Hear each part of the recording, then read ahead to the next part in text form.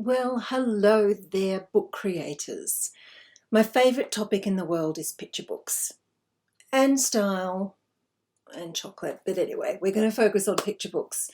This is going to be a little bit of a random chat because I don't want it to be too scripted or prescribed. I just want to share with you the creation of picture books, how picture books are put together, what comprises a great picture book, and I'm hoping that it in some way inspires you on your picture book creation journey. So of course I'm going to use some books of my own because that just makes a lot of sense because I know them inside out and I can give you behind the scenes sort of tips and tricks as to how these were produced. And if you have any questions, please list them below and be sure to like and subscribe, of course. And you can also email me or contact me on Facebook or Instagram or whatever. So how about we get into it? Right, so I thought we could start with one of my earlier picture books. This is Smile Cry. It was published by EK Books and illustrated by Jess Racklyeft. And the way this came about is I was running the 52-week illustration challenge. It ran from, the start of 2014. It ran for 3 years, I think, aided by the incredible Nikki Johnston, author illustrator, and a great team. And what I did for this book, I'd done a few books with EK, I don't know how many, quite a few, most of them with Tina Snurling. And I wanted to do this book with a new illustrator, not because Tina wasn't great, she was, but we wanted to get some new talent. So I put a call out on the challenge Facebook page and several people entered and we ended up choosing Jess, who did these gorgeous little animals. I actually did the script without any delineation as to what I wanted the characters to be. And Jess was the only one that did animals, and for some reason that just resonated with me.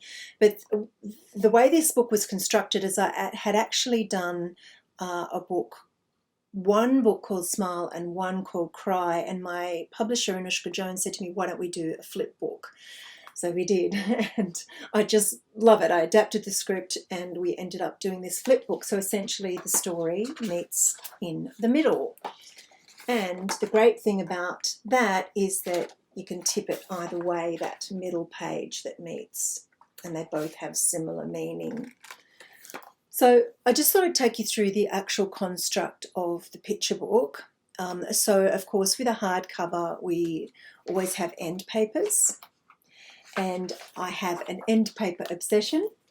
So we have front and back end papers. They can be clever in a subtle way. For example, Jess used happy smiley colours for the front end papers, and then for the ones at the back with Cry, they were blue, sort of sadder colours. So those little tiny things can make a real difference. Some people do full illustration, a lot of people just do patterning, and some don't do any at all, which kind of bugs me. But it's only because I have an obsession, you know. But sometimes actually end papers are prohibitive cost-wise. So you might have a publisher who says, listen, we can do full colour through the book, but when it comes to the end papers, we can only do one single colour. That happened with Mamie, which I will show you shortly. And you can still get creative with that if that does happen, and I'll show you how. So, of course, we open and we have the end papers. Most good picture books, and look, I shouldn't say good because there's plenty of good picture books that don't do this, but generally a picture book will start out with what is called a half title. So on the back of the end paper here, okay, you'll notice that it's white, and that's because generally end papers are actually printed separately to the internal pages of the book. So it's just the way it's configured because they get stuck to the board, the case board of the book. And oftentimes, in fact, I think most times, if not oftentimes, you cannot actually print on the back of the end paper, or at least not with considerable cost. So this is blank. I don't mind that because I love white space. Then on this side, now let me explain the different sides in a technical term. So as we move through a book, we have what's known as the verso page, which is on the left, Latin for left, and the recto page, which is Latin for right. So that's how we delineate the two. So verso, recto. So a picture book will start on page 1, okay, which is here. This is page 1. There are 32 pages in the classic picture book. Sometimes there's 16, sometimes there's 40, sometimes there's 48, sometimes there's more, depending. One of my books, I Heart the World, just behind me here, is 88, and I'm about to do a 96. No, 104.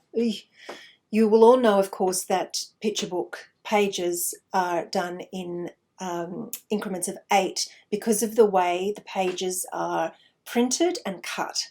So yeah, I should go into that in another video, those details with the printing, but essentially we always go by 8. Sometimes publishers are able to do by 4, like the National Library of Australia has done some of my books by 4, and that's because they just have the luxury to be able to do that. But most commercial publishers won't do that because it's more cost effective to do by 8. Lots of 8. Okay, I'm getting distracted.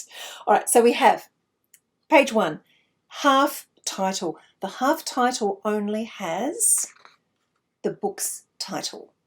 No creators, no publisher, sometimes an image, but we just thought it was more effective without one. Then most books, or many, will actually have on page 3 the full title. This one doesn't because we needed extra space for the flip. So let me just show you with Mamie.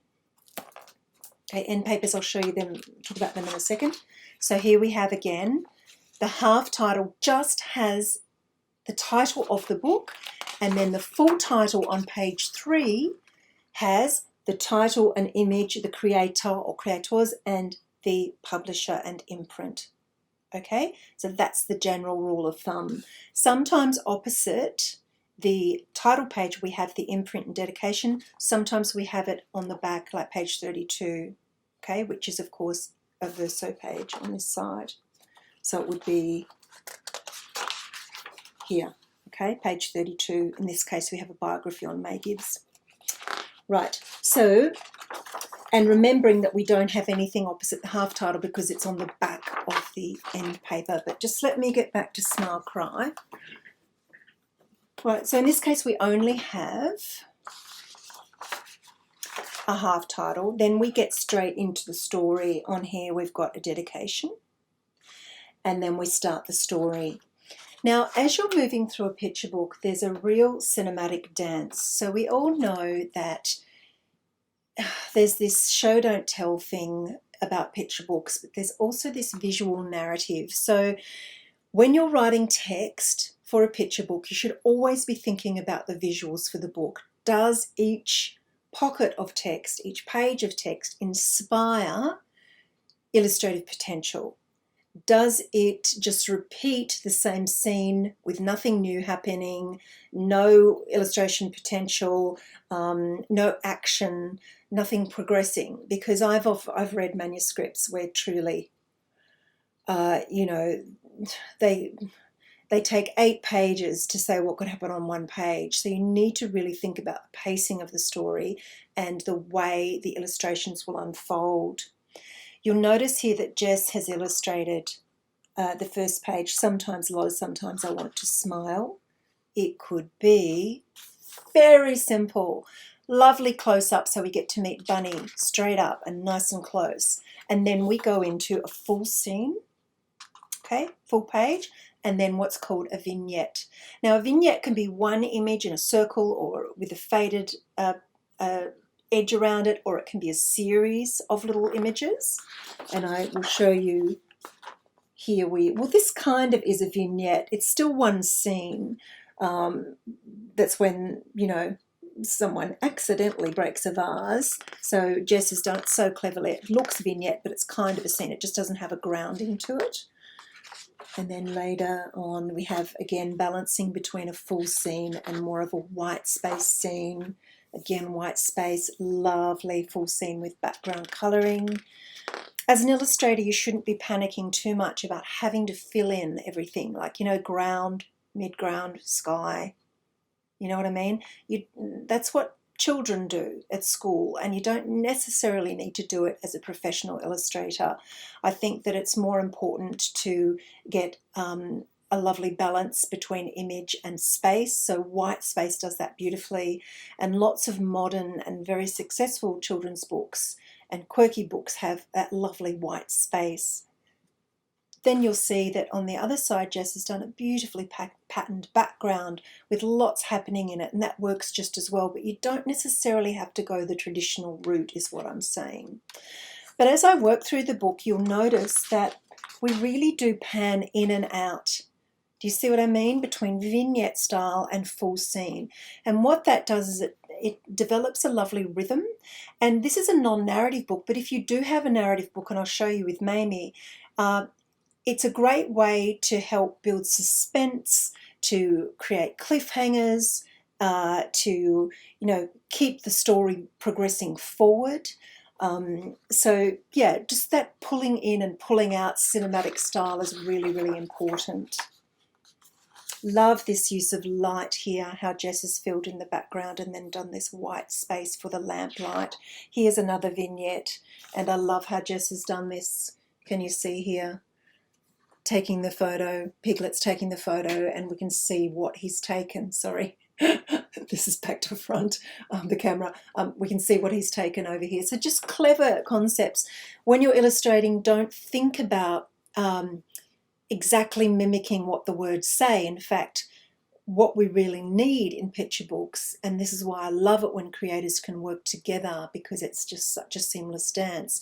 What we need is a visual narrative that's completely separate to the text narrative, and that adds that richness and detail, whether it be humour, whether it be tiny little bits and pieces that kids pick up on, like a lot of storybooks might have, like a little mouse all the way through the book that kids have to find, that really have little to do with the actual text narrative, but just add that extra little bit of humour or fun. And it's lovely to be able to allow an illustrator the creative license to extrapolate on and add something more to your text. So if you're a new writer and you're super keen to have a certain look or a certain idea behind the text, the illustrations, you need to back off.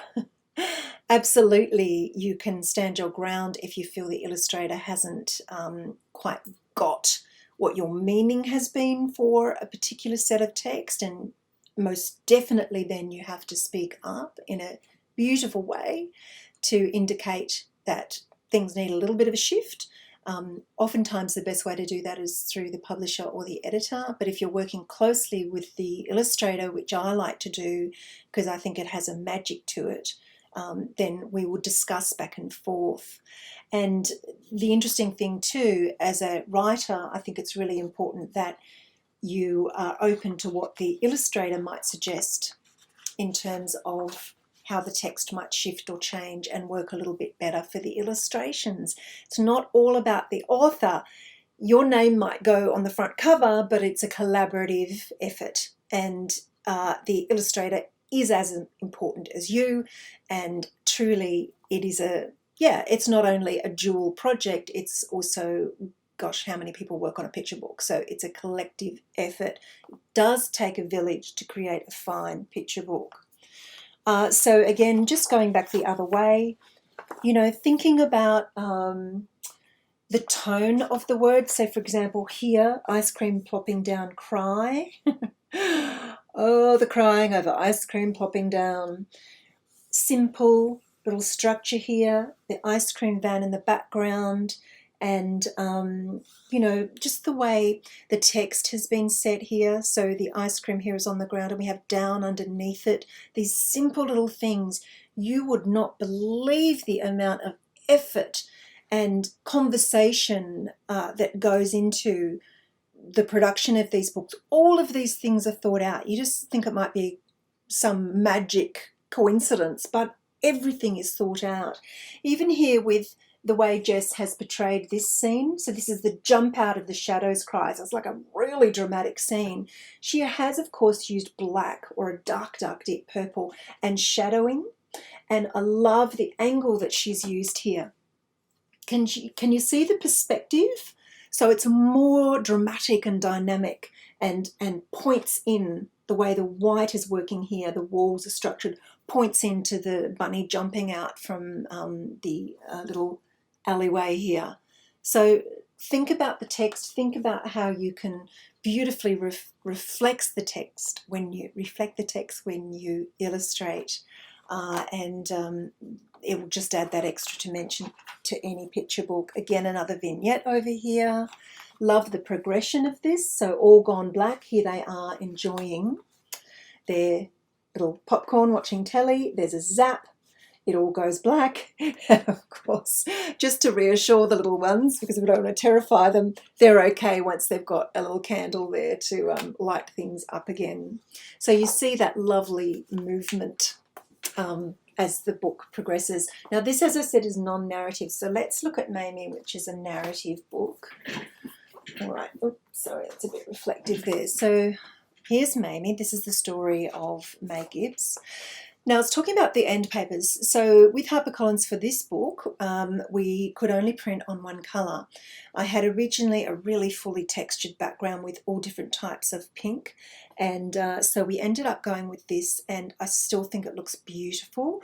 And so what I did was this white gum blossom outline on the simple pink, and I think it looks really lovely. That is a really simple end paper, but it's still effective. And for lovers of fairies and gum blossoms, it's made them very happy. Here I've done a reflection of the main title. I just thought it looked really cool. I don't recall why I did that. I just did. Just thought it looked great. I was mentioning before, we have the imprint and the dedication on this page, and we've reflected these gum blossoms here, which are also on the back cover. All right, so we had the half title, the full title. We're now at page 3. And I have a bit of a thing about starting books on the page 3 or page 5. I don't know why. I think it lends a bit of gravitas in that it announces the story, and then when you open to the double page spread, it's more dramatic. I mean, if you just, here's the double page spread, but if you just opened from the title page just straight into that, I feel like it's happened too quickly almost. I don't know, it could be just a personal thing, but I just love that little, okay, this is going to happen, and then we launch into the story. It's almost like an introduction or a contents page, and then we launch into the actual story proper. I don't know if that makes sense. It's just something I particularly love. I don't know why. Some books do that for that dramatic effect, and a lot of them don't. It just depends. We did decide to put a little bit on this page here, which I think works really well.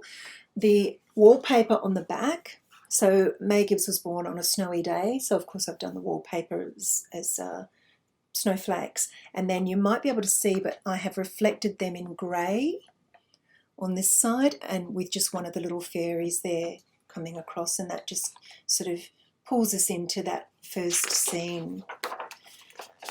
The book skips quickly through Mamie's life because it was long and it was detailed and incredible, May Gibbs' life. So we jump straight into toddlerhood here, and here are these little details. There's a little detail here. We say in the text that she could draw as soon as she could walk, and actually May Gibbs actually said that herself on a recording at the National Library. You can actually hear online her speaking. It's a joy.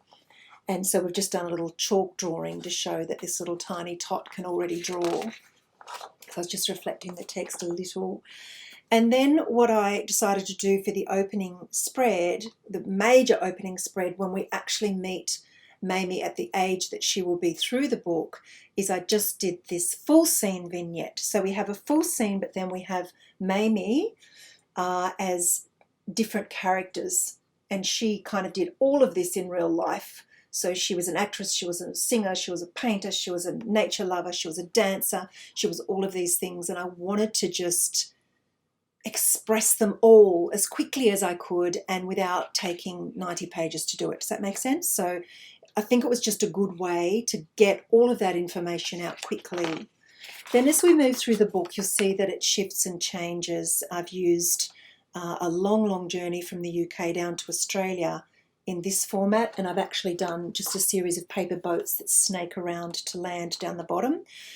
May's dad was already in Australia, so just Mum and the kids arrived. Mum actually had a baby on the boat on the way.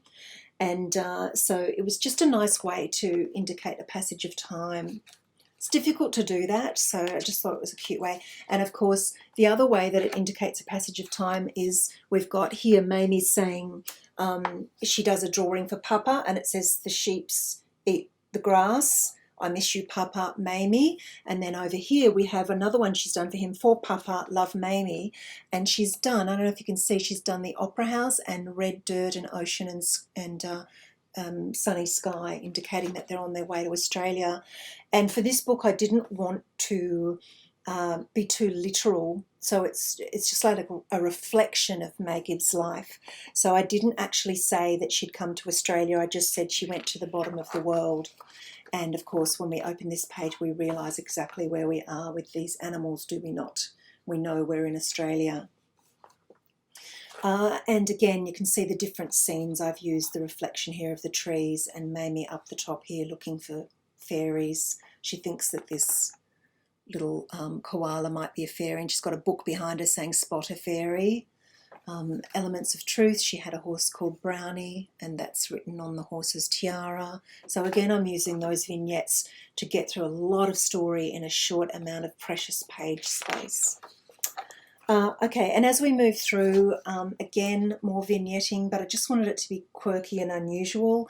And this is just when she's missing the fairies and she's sewing all these wings on the fairy, on her little dolls to make them into fairies, and how she spots the fairies in the night. And you can see here, because Mamie is sad there that she can't find fairy friends, and she's curious as to why these, these blossoms appear like little fairies, and she's feeling a bit blue and missing her fairy friends from the UK. I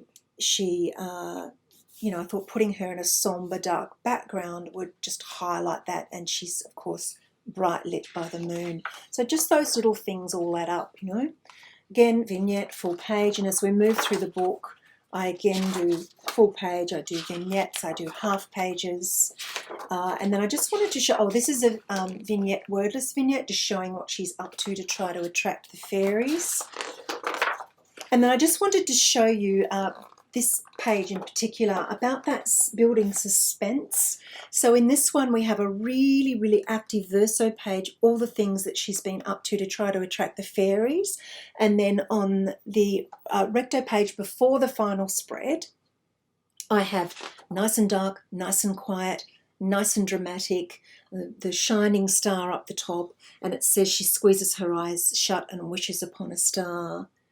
Then two words which lend such pause before we hit the climax, because this is a book that actually climaxes right at the end. Many books will climax towards the end, even in the middle. Some bizarre ones do it at the front, which is really cool. But this is actually a final spread climax. So I wanted the reader to slow down. So we say she wished upon a star, then she waited. And the final text says, and early next morning in the quiet light of dawn, something magical appeared. And the final spread, I'll just give you a peek. The final spread is not what it seems, because you're expecting it to be about the fairies, but it's not. It's actually about Mamie. So it's like a sort of, not a trick, but it's just like an unexpected ending. And I'm huge on unexpected endings. And that's what I want to talk to you about next. When I was running the Unpublished Manuscript Award for Picture Books on Kids Book Review many years ago, we saw thousands of manuscripts over the few years that we were doing it, and I have continued over time to do a lot of manuscript assessments for picture books. And one thing that always struck me and still confounds me is that the ending is virtually non-existent. There's a big difference between a story and an account. A story has a start, a middle or a climax, and then an ending that in some way resolves or satisfies the reader. It could be something that leaves them hanging and wondering or creating their own ending. It could be something that's uplifting. It could be a sad ending, and that's perfectly okay if it's done well in children's books and picture books. but it in some way has to have a clever, surprising, shocking, funny, humorous, tied in result, so that when you're at the end of the story, you're left in a state of uplift or wonder or confusion even, or devastation or joy. You have a visceral reaction to it. An account is just literally the day-by-day progression of something that happens. And the character doesn't in any way grow, is in no way challenged. There is no round out, there is no ending that ties things up beautifully, that in some way enchants the reader. And when we have enchantment and uplift or even devastation, what we get is a repeat read again, and those are the words we want to hear. And beyond your talent and beyond what you can create, the best thing you can do is get your readers to want more from you, and that's how you become a bestseller, a household name. That's how you get more contracts. So you need to think very carefully about how your work wraps up. You need to give it an ending that's clever and impactful without question. If you don't have that, your book will not do well. I just read a picture book I picked up recently. I was so excited. I will not mention it. It is a beautiful book. I was so excited to get this. I've been looking forward to it for so long. Storyline was lovely.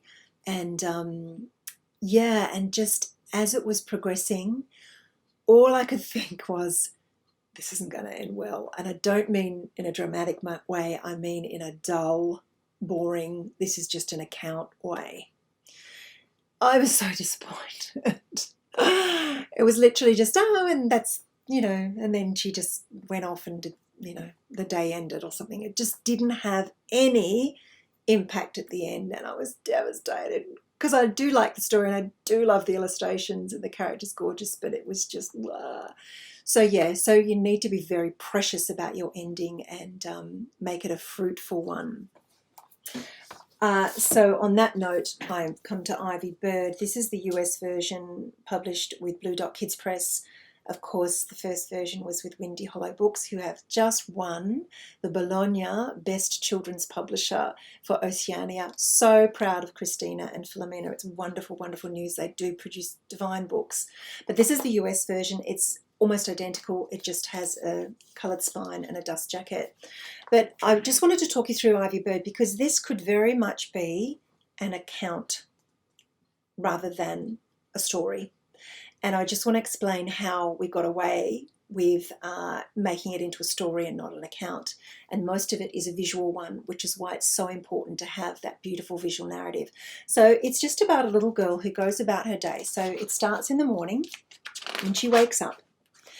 And so many stories are like this, and gosh, it can get boring. But the whole point of the reason behind doing this is that this is what happens with birds. They wake up early, they go about their day, and then they nest down at night. And the whole theme of this story is about finding a place to call home, finding a nest, and having that freedom to move about our day and do beautiful things, be well looked after, and snuggle into our nest at night. So it does have that classic wake up and go to bed thing, yes, but it has much more than that. And one of the core themes here starts with the canary in the cage.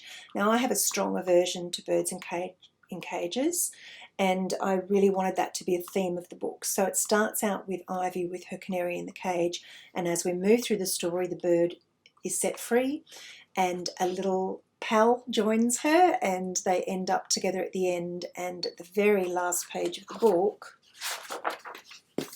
we find that the cage is discarded, and the bird is with her pal here and has started feathering a nest. So that was a strong sort of narrative that was very visual. And again, Jess has done these beautiful full spread, half-page illustrations, lots of action and colour. Here again is a full page.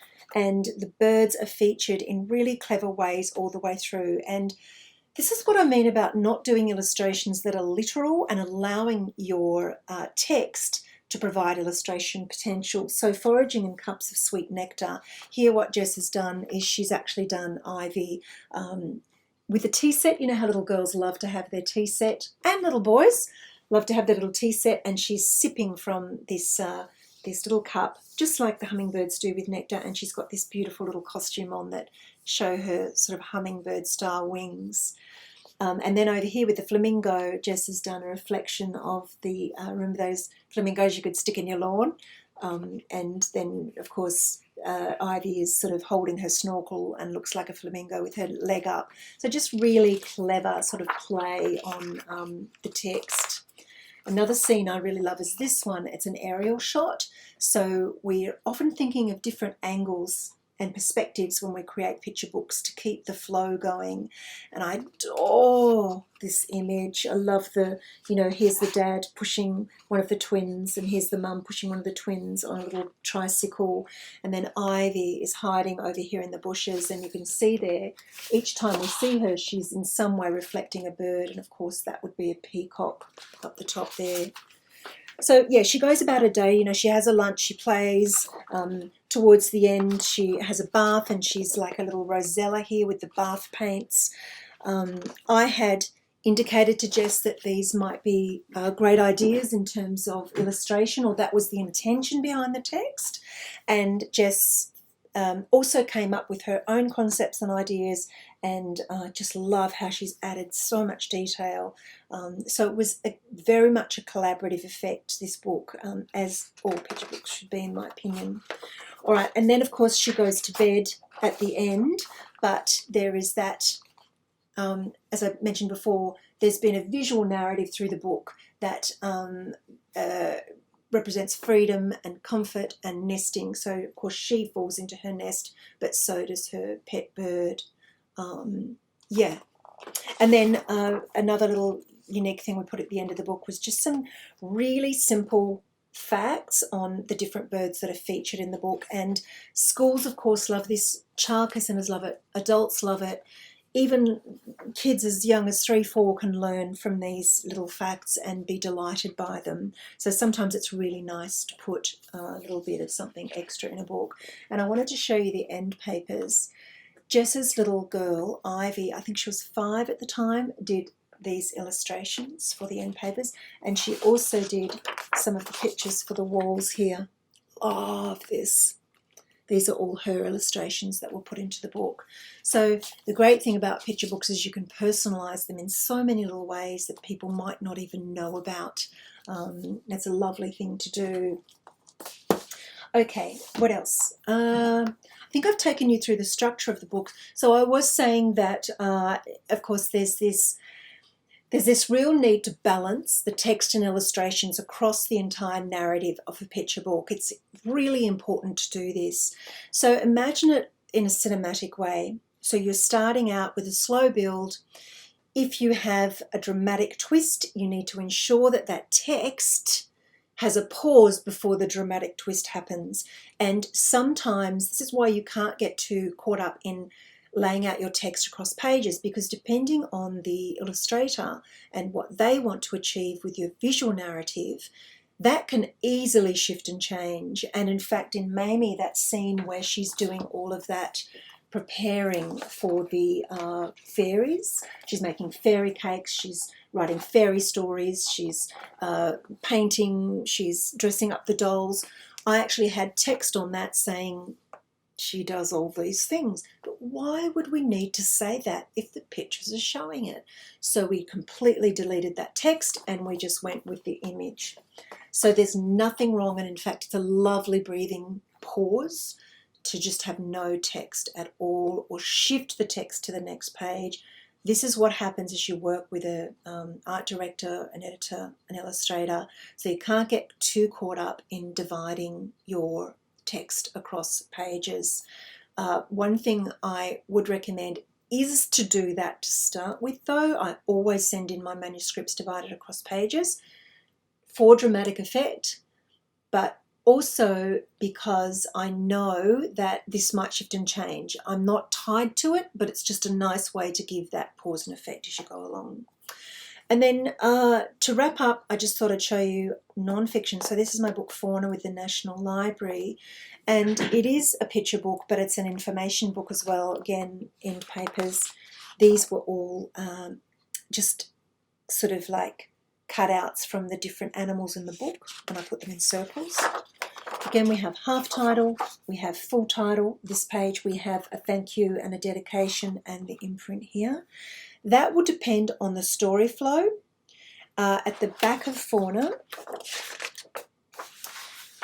we could probably have put the imprint on page, I think, 48. No, it's longer than that, 56, I think. We could have put it there and I would have preferred it there, but we needed to have an illustration list because when National Library books are published, they need to have references to the images used in the addendum pages at the back. So we need to reflect the image collection, the online digital image collection of the library. And here you can see the images I chose to be featured in the addendum pages at the back, and they need to be indicated, and no space on here to do it, of course. So we couldn't have the imprint on the back here, unfortunately, but that's okay. We actually made it nice and small, or rather my wonderful designer, Amy Cullen, made it nice and small. All right, so then we have the title. Then on this side, what we have is an introduction. So this is just a little bit of information about our our fauna, and how incredible it is in this country. Then we have a contents page, and then straight into spreads. What I wanted to do with Fauna, to save all the spreads looking the same, because so many of them look, see, the same, similar in layout. What I really wanted to do was mix it up by having the occasional portrait page. I've only done 3 or 4 through the book, and I just think they lend a nice touch. And you need to choose carefully, because this might not have worked for the crocodile. In fact, it couldn't have, because a crocodile's so long, so you want it this way, don't you? Whereas when we dive down into the ocean, of course, it's great to have a portrait aspect, isn't it? So just these little things that you think about. I'm also a big fan of white text on dark. A lot of people aren't, but I love it. You just have to be very careful that you do test print the proofs on the paper that you're printing on to make sure that it's bright enough. And we did do that. Okay, and then also what I also did, so here's just, okay, what I also did was I did compilation pages as well. And again, there's 3 or 4 of them. This one is on invertebrates. So I've done feature animals, and then this is a multifaceted one. And this just talks about invertebrates, then it highlights some of them. And these, of course, kids love drama and excitement and, you know, love to be spooked. So, of course, I had to put the most deadly and dangerous of all of the invertebrates over here. Right, then we get back to more one-on-one. And then, again, I go into our astonishingly large reptiles and amphibian. The range of them is just incredible in this country. And again, I covered different sort of animals here. Back to moon, and then here, birds. This is another portrait one. Okay, and it worked, of course, because we go up the tree, don't we, into the sky. And then towards the end of the book, we've done marsupials here. And then at the end of the book, we did extinction and dinosaurs, Australian dinosaurs and megafauna. And this is what I really love from the book, is the animal family tree. So this is a cladogram, and it's all about how animals were formed, and of course the scientific names for them. And it took a lot. Jeanette Birtles, my scientific editor, was incredible. Took a lot of effort and focus to get that done. So again, thinking about the different ways we orient the information. And in non-fiction, it's vital for, especially for this younger set, it is vital that we provide information in bite-sized pieces that kids can absorb easily and that they correlate beautifully with the image. So, for example, with the koala spread, it was really important to me to make sure that the text was pretty succinct, that it was direct, that it was fun, that it was age appropriate, that there were lots of little arrows and labelling and quirky little bits and pieces. Each spread has a little map on it so that you can see exactly where those koalas are found. You know, different things they eat. This is the actual size of a joey. So all of these lovely little snippety things that kids can dive into and retain the information, because some of this information is quite sophisticated, and so using all of these little tiny bits and pieces, especially the labelling, is just fantastic for kids to not only feel like they can achieve and dive into the information without being overwhelmed, but they can retain and learn things. So, of course, these books are so popular with schools as well. And you might find on your picture book journey that any way you can incorporate some kind of educational component is warmly welcomed by a publisher, even if it's just a general trade fiction picture book. And again, here with the platypus, you can see that I've added... Where are we? Sorry. You can see that I've added that lovely little, sorry. There, that line drawing of the platypus with the labelling on it. And here is a creature that when white people arrived in Australia, they thought that the platypus was a hoax, and that it was a blending of a duck, otter and beaver. So I drew this bizarre little creature. Anyway, the other thing I wanted to mention before I stop, because there's a lot of information, is that if you're both writing and especially illustrating, it is vital that you have movement in your illustrations and that the movement progresses the story. So literal movement, having someone just standing there like this rather than someone who's poised to move, always thinking about ways to incorporate some kind of movement into the images, but also the text is really important. And the other thing I have to mention is that, actually I'll show you an ivy bird. When you're drawing through a story, you always need to be moving towards the recto page. So the story, of course, we always encouraging a page turn. So whether it's with wanting to see what happens next, cliffhangers, illustration draws us towards the right-hand side of the canvas of the story. So for example, here we see Ivy is facing that way and everyone is facing that way.